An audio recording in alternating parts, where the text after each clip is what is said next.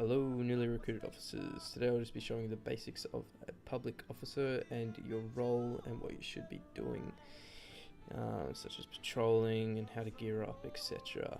Alright, without any more further ado, let's get right into it. First thing to know is you are restricted to an 8-kilometer radius from the Kavala ATM in the Market Square. This means you cannot go past this 8-kilometer limit, otherwise you'll be kicked back to the lobby of the server, and yeah, it's just definitely not a good time.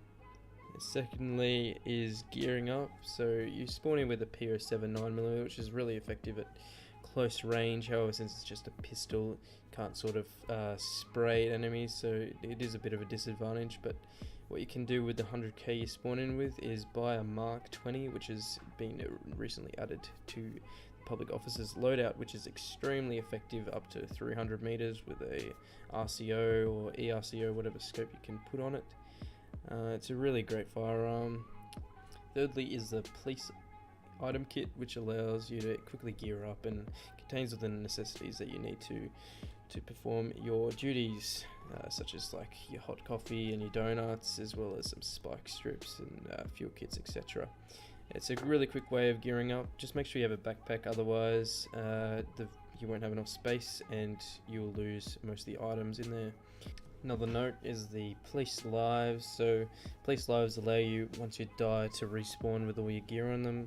You spawn in with 10 police lives, but you can purchase more from the same item box, which is just seen here.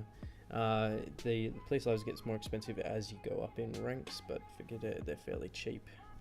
Next up, we have the ability to transport between different PDs. You'll just be transporting between Kavala and Zaros at most, unless you get unlocked by a senior sergeant or above. This is just from the computer, just from the PD. You just interact with it, and it's got all your options there. Next up is buying a vehicle, so you can just buy this from the parking lot, which is at the front of the PD. And you just interact with the signpost there and click the vehicle you want, and you can purchase that off-road or quad bike. Yeah, once you purchase your vehicle, you don't need to unlock it to get into it. You just press Shift E or V to get out of it. So that's Shift E to get in and V to get out. And on your beacons, you just use a scroll wheel on your off-road. To put your lights on, it's Shift and L, so that's your red and blue lights, and to put on your sirens, it's F, and you can just turn it off when you press F. If you press Control and then you press either the number 1, 2 or 3, it activates different buttons. So Control 1 is sort of like a siren, Control 2 is pull over sound, it's extremely loud, and Control 3 is another siren there. You have to remember to be careful when putting on your siren and lights, especially when you're out of the Kavala safe zone, as a siren counts as a declaration to anyone nearby that can hear the siren, and they can actually shoot you on sight if they desire to. The Windows function key is essential for public officers as well as whitelisted, as it allows for them to check like registration of the player, their ID, to escort them, send them to jail, put them in a vehicle or pull them out, as well as running their name through the system. There's shortcuts to restrain people, so you don't need to go in this menu every time. Shift plus R automatically restrains them, and also if you press tab, it will unescort them.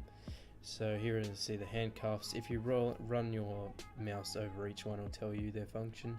They're pretty self-explanatory, such as like the ID one is obviously a license, and the ticket one's a cop giving a ticket, and the jail one, etc. Yeah. Next up is ticketing. Say for instance you get shot by a man with a starter pistol and cav, and then you declare on him with sirens or in-game chat. And then he evades you, you may discharge your firearm. If he doesn't evade you, then it's preferable that you don't discharge your firearm. You don't need to restrain someone to give him a ticket or not. If he's not restrained, ask him to hand his ID to you. If he is restrained, just ask him which pocket it is in, etc.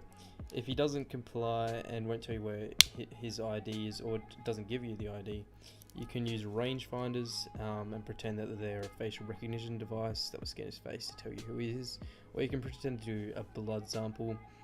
Maybe return to your car if it's nearby and act like you're using a computer inside to scan the blood, etc. Once you have his name and his ID, you can run it through the system with your Windows key and click on the computer icon. This will show his charges. Like the for menu, if you press the for key, it will show all the wanted people. Once you've done that, maybe he's not wanted, then you can give him a ticket for the breach of peace, which is for shooting you.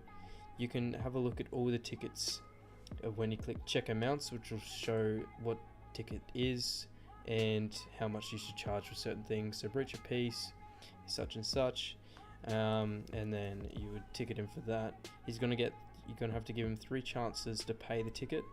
If he refuses to pay the ticket 3 times, then you may send him to jail for a small amount of time, so up to like 5 minutes or so, depending on how compliant or how long he's been waiting there for, etc. To process someone, you need to first of all update your task to processing, which will allow you to actually send them off to jail. You won't be able to send them off to jail without doing that. So say you've got a guy that's wanted for murder at the police department, all restrained, everything. So you want to roleplay with him for his ID using the same techniques as with the ticketing. Once you've got ID and all his licenses, maybe he's driving a car, and he didn't have a car license or truck or plane, etc., one of the above, and he doesn't have the license for it, then that could be another charge that needs to be added to that guy. Or maybe he's got a weapon that looks illegal, but it's actually a legal weapon because he's got an advanced weapons license for it just before. Once you've got his ID, run his name through the system and see what he's wanted for. Then read out his charges to him, and if any charges need to be added to him, such as like attempted murder, if he shot at you outside of the safe zone, feel free to message me or any of the higher ups, higher than senior constable, to add charges to them, and that will be done. No worries. But if they're too busy or something, just add it yourself using when you go to send them to jail. Just add the 1 count there. As you can see in this scene, it says that it shows the maximum amount of time you can send them to jail. Mainly just uses suggested jail time. So in this instance, in this video just here, it says 13 minutes is suggested jail time. So yeah, so send them off for that time. Unless they've been sitting there, maybe you've been in a situation of combat, they've just been sitting in a car for about a couple of minutes, and so it's taken a while to process or something like that, then maybe take like a year or 2 off at the most. Once you've done that and read out the charges to them, say you'll be able to post bail halfway through sentence, and maybe add some roleplay things, such as you'll be able to put a phone call in every fortnight, and you'll have rights to a visitor every 2nd month, and put your own twist on it, just to make it a little bit more interesting and enhance the roleplay experience a bit. And once you've done that, just ask them if they've got any questions before you send them off, and then if that's all good, send them off, and maybe say, oh, the bus is going to come here shortly to pick you up, etc. Now, with a basic understanding of processing and ticketing criminals, patrolling should be easy. So what you can do is, on the wanted list, if you press 4 to get the wanted list up, you can go through all the names and see where they're spotted, and say it might be this such and such rebel spotted near Kavala recently within a couple of minutes or so. Feel free to just patrol around that area, or maybe a recent robber in Zaros, etc. What you can do is then, to get tags on someone, if you think that they're the wanted person, you press 2 while looking at them, and then you click the little drop down box. The drop down box shows their name. Now this is cannot be used for roleplay, so you can't be like, oh, I know this person is this person. You have to go through the same process with ID, and you have to have a roleplay reason for, say, pulling them over or something. Something I like to do is security CCTV cameras spotted you in this area with the guy matching your description who was related to a crime, and then you can be like, do you have any forms of identification to do on you today, sir? And if they're like willing to give it, and then you do the whole ticketing to see whether they're wanted, and then seeing whether to process or ticket them from there depending on the crime. With patrolling, you're probably going to encounter a fair few reckless drivers, such as changing lanes rapidly and maybe doing a few donuts every now and then. So what to do with that is you would do siren, and you can actually see people's license, like the registration plates of a vehicle, and what speed they're going. If you press Control and L together, it will show you in the top right hand side corner. and then you know how fast they're going. It could be just a main road and they're going like 110 in the main streets of Kavala, which is not allowed. It's supposed to be 60 zone.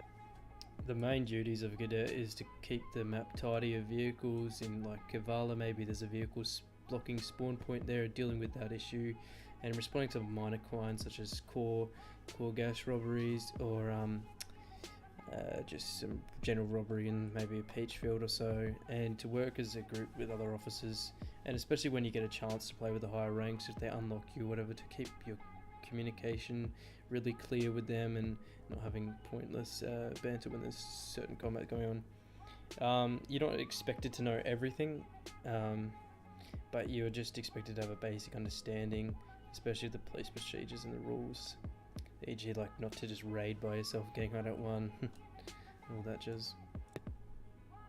What you can do is on the Darkside website, there's like a tab on the right hand side where it says Darkside Police, and it shows you what your expectations and how you can get promoted on each level. So the main way to get promoted is showing who have proven their ability to roleplay and capture criminals, and also be able to follow orders without question. So don't be like, oh no, I don't want to do that because that's boring, or something with a higher officer. Or, I don't want to go on a convoy, I just want to patrol cav.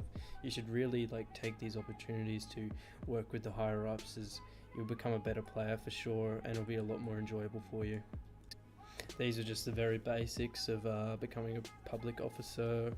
It's not very in-depth, but I hope it helped you a little bit. And as always, there's the police procedures and rules all available through the map on the top left hand side corner of when you're in game, that you can have a look at and really read up on them, as they can really help and contribute to you getting whitelisted and becoming a real good role player as well as a cop in general by knowing the rules. Thanks heaps for watching. I hope you found this video pretty helpful, just to help get started. You're not expected to know everything, as I mentioned before. You're just a cop in training, but hopefully this will help you get a head start.